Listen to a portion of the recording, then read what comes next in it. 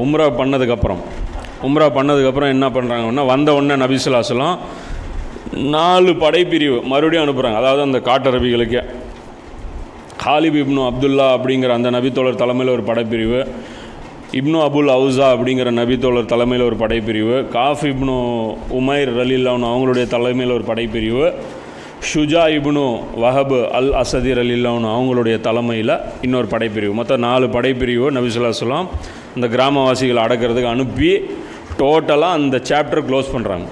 அதாவது இப்போ கிராமவாசிகள், அதாவது மதீனாவுக்கு எந்த த்ரெட்னிங்குமே கிடையாது. மக்காவாசிகள் அட்டாக் பண்ண மாட்டாங்க, யூதர்கள் அட்டாக் பண்ண மாட்டாங்க, இந்த கிராமவாசிகள் பயத்தில் இருக்கிறாங்க. இப்போ தான் ரசூலுல்லாவுடைய நெக்ஸ்ட் ஸ்டெப்பு வந்து ரசூலுல்லா எடுக்கிறாங்க. என்ன அப்படின்னா, மோத்தாங்கிற அந்த போர் நடக்குது இல்லையா, அதுக்குண்டான காரணம் வந்து ஏற்படுது. நபி ஸல்லல்லாஹு அலைஹி வஸல்லம் என்ன பண்ணுறாங்கன்னா, புஸ்ரா அப்படின்னு சொல்லி ஒரு ஊர் இருக்குது. அது வந்து ஷாமுடைய கண்ட்ரோலுக்கு கீழே இருக்கக்கூடிய ஒரு நாடு. அந்த ஊர், அந்த மன்னருக்கு வந்து நபி ஸல்லல்லாஹு அலைஹி வஸல்லம் கடிதம் ஒன்று எழுதி அனுப்புகிறாங்க. அப்போ என்ன பண்ணுறா, ஹாரிஸ் இப்னு உமைர் அல் அசதி ரலில்லாஹு அவங்கள வந்து நபி ஸல்லல்லாஹு அலைஹி வஸல்லம் இந்த லெட்டர் கொடுத்து அனுப்புகிறாங்க. ஆனால் இந்த போகிற வழியில் ஒரு ஊர் பல்கா அப்படிங்கிற ஒரு ஊரில் அவருடைய கவர்னர் ஷுரபில் இப்னு அம்ரு அல் அஸ்கானி அல் கஸ்ஸானி என்பவன் வந்து என்ன பண்ணுறான், இவரை வந்து கைது பண்ணி கொன்னுடுறான். ஆக்சுவலாக இந்த பல்காங்கிறது எது அப்படின்னா, ஷாமுங்கிறது ஒரு பெரிய நாடு. அதாவது சிரியா இருக்குல்ல, இன்றைக்கி சிரியா, பைத்துல் முகத்தஸ் அதாவது ஜெருசலமு, இஸ்ரேல் எல்லாம் சேர்ந்து, எகிப்தில் ஒரு பகுதி, லெபனான், இதெல்லாமே சேர்ந்து பெரிய நாடாக இருந்தது தான் ஷாமு. இப்போ இந்த ஷாமுங்கிறது இது யார் கண்ட்ரோலில் இருந்தது அப்படின்னா, ரோமாபுரியுடைய கண்ட்ரோல். அதாவது 2 சூப்பர் பவரில் ஒரு சூப்பர் பவர், அதாவது ஹெர்குலிஸ் மன்னர் இருக்கிறான் இல்லையா, அவனுடைய ஊர் அதுதான் அந்த ஷாமுங்கிறது டோட்டலாக கண்ட்ரோலில்.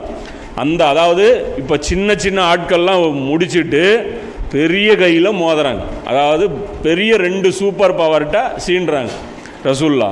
அப்போ அதோடைய ஃபஸ்ட்டு இது என்னென்னா, இந்த அமெரிக்காவை பொறுத்த வரைக்கும் இப்போ எப்படி பார்த்துங்க, இன்றைக்கி எப்படி இருக்குது அமெரிக்கா இருக்குது, அதோடைய நட்பு நாடுகள்னு இருக்கா, சின்ன சின்ன நாடுகள் இருக்குது, அடிமை சாசனம் எழுதிட்டு இருக்கும் அந்த நாடுகள். அதுக்கிட்ட போய் ரசூல்லா லெட்டர் கொடுக்குறாங்க, எனக்கு கீழே வந்துரு அப்படின்னு சொல்லி ரசூல்லா கேட்குறாங்க. அப்போ அந்த மாதிரி ஒரு லெட்ரு தான் இந்த லெட்ரு. அதாவது ஹெர்குலிஸ்க்கு லெட்ரு கிடையாது, ஹெர்குலிஸ்க்கு கப்பம் கட்டிகிட்டு இருக்கிறான்ல அவனுக்கு ஒரு லெட்ரு. அந்த லெட்ரு போட்டு அதை எப்படி ஸ்டெப் பை ஸ்டெப்பாக மூவ் பண்ணுறாங்க பாருங்க. எடுத்தவொடனே எங்கே கை வைக்கணும், என்ன பண்ணணும், ரசூல்லாவுடைய அழகான முன்மாதிரி இதுதான். அதாவது ஒரு புரட்சி எப்படி வந்து சக்ஸஸ்ஃபுல்லாக கம்ப்ளீட் பண்ணணுங்கிறது ரசூல்லாட்டிருந்து கற்றுக்கணும்.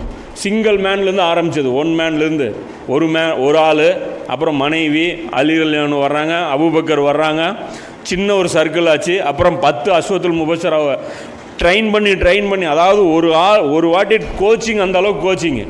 அதாவது இந்த ஜயத் பின் அர்கமுடைய அந்த வீட்டில் கொண்டு போய் வச்சு கோச்சிங் கொடுத்து வெறும் குவாலிட்டியான 100 பேர் ரெடி பண்ணேன். இது சொல்கிறோம்ல, இது வந்து என்ன வந்து முதல்ல தொழுகையே வந்து முஸ்லீம்களை தயார்படுத்த முடியல, இவங்க எங்கே போய் தியாகத்துக்கெல்லாம் வருவாங்க அப்படின்னா, மொத்த முஸ்லீம்களை கியாமத் நாள் வரைக்கும் தயார் பண்ண முடியாது. இங்கே ரசூல்லாவுடைய பணி என்ன, மக்காவை திருத்துறது. முடிஞ்சதா? முடியல. மக்காவிலிருந்து வெறும் 100 பேரை தான் தயார் பண்ண முடிஞ்சது. அப்போ இது வந்து கணக்கு கிடையாது, இருக்கிற 4 பேர் குவாலிட்டியாக இருக்கிறானாங்கிறது தான் மேட்ரு. இதைத்தான் நம்ம டியூன் பண்ணுமே தவிர, அதாவது இந்த ஆப்ஷன் நம்ம சொல்லணும், இந்த ரிஸ்க் இருக்குது, நீங்கள் செய்கிற பணி இதெல்லாம் புரிஞ்சுக்கோங்கிறான். ஓகேன்னு வந்துட்டான்ல, அவனை மட்டும் கோச்சிங் கொடுத்தோம்னா போதும். அவனுக்கு வந்து இது வந்து எவ்வளோ, என்ன மாதிரியான வேலைகள் எப்படி நம்ம செய்யணும், என்ன பண்ணணும் அப்படிங்கிற அந்த பக்குவத்தை வந்து அவன் மெச்சூரிட்டி அவனுக்கு கற்றுக் கொடுத்தா போதும், அந்த வேலை சக்ஸஸ்ஃபுல்லாக நடக்குங்கிறது தான் ரசூலுல்லாவுடைய முன்மாதிரி. அதாவது ஒரு புரட்சி, ஒரு ரெவல்யூஷன் வந்து இப்படி தான் வந்து கம்யூனிசம் வந்து எல்லாமே இப்படி தான் ட்ரைன் அப் ஆகுது. அப்போ எல்லோரும் எங்கேருந்து படிப்புன்னு எடுக்கிறாங்கன்னா ரசூலுல்லாஹ்விலிருந்து தான் எடுக்கிறாங்க. ஆனால் நாம் வந்து அதை வந்து எடுக்கிறது இல்லை, அதனால் நமக்கு வந்து இழப்பு.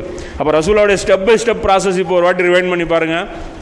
ஃபஸ்ட்டு ஒரு சின்ன சர்க்கிள் ஏற்படுத்தினாங்க, அந்த சர்க்கிளை ஒரு வீட்டில் வச்சாங்க, அவங்கள எல்லா சிரமங்களும் தாங்கக்கூடிய மன வலிமை படைத்தவர்களாக அவங்கள மாற்றினாங்க. அங்கேருந்து ஹிஜ்ரத் செஞ்சு மதீனாவுக்கு போனாங்க. அதுக்கப்புறம் என்ன பண்ணாங்க, முதல்ல மதீனாவில் சுற்றி இருக்க கிராமங்களில் ஒப்பந்தம் போட்டு கண்ட்ரோல் பண்ண பார்த்தாங்க. ஒப்பந்தத்தை மீறும்போது ஒவ்வொருத்தராக கழட்டி விட்டு துரத்தி விட்டு அவங்கள வந்து நடவடிக்கை எடுத்தாங்க. அடுத்தது மெயின் எதிரியான குறைஷிகளை மட்டுமே ஃபோக்கஸ் பண்ணாங்க. 6 வருஷம் வேறு ஆளுக்கு எந்த லெட்டரும் போடல. ஏன்னா லெட்ரு போட்டால் பஞ்சாயத்து வந்துரும்னு தெரியும், லெட்டரும் போடல. 6 வருஷம் ஒரே எதிரியை ஃபோக்கஸ் பண்ணாங்க. கரெக்டாக அந்த ஏரியாவை கண்ட்ரோல் பண்ணிட்டாங்க. அப்புறம் ரெண்டாவது எங்கேருந்து எதிர்ப்பு வரும்னு சொல்லி யூதர்களை மட்டுமே கண்ட்ரோல் பண்ணாங்க. இவங்களையும் கிளியர் பண்ணிவிட்டு அதுக்கப்புறம் இங்கே இருக்கக்கூடிய அந்த கிராமவாசிகளை கண்ட்ரோல் பண்ணாங்க. ஏன்னா எடுத்தோடனே கிராமவாசிகளை கண்ட்ரோல் பண்ணியிருந்தா யூதர்களும் இவங்களும் இங்கே அட்டாக் பண்ணியிருப்பாங்க. எல்லாமே ரசூல்லாவுடைய இந்த எந்த ஸ்டெப்பும் மாற்றி செஞ்சுருந்தாங்கன்னா ரசூல்லாவுடைய அந்த ஒர்க்கு ஃபெயிலியர் ஆகிருக்கும். இதில் எதுவுமே முன்னாடி பின்னாடி மாற்றக்கூடாது. அதனால தான் அல்லாஹ் சொல்கிறான் உஸ்வத்துல் ஹசனா இருக்குது, நீங்கள் கரெக்டாக பார்த்து செய்யணும் அப்படிங்கிறான்.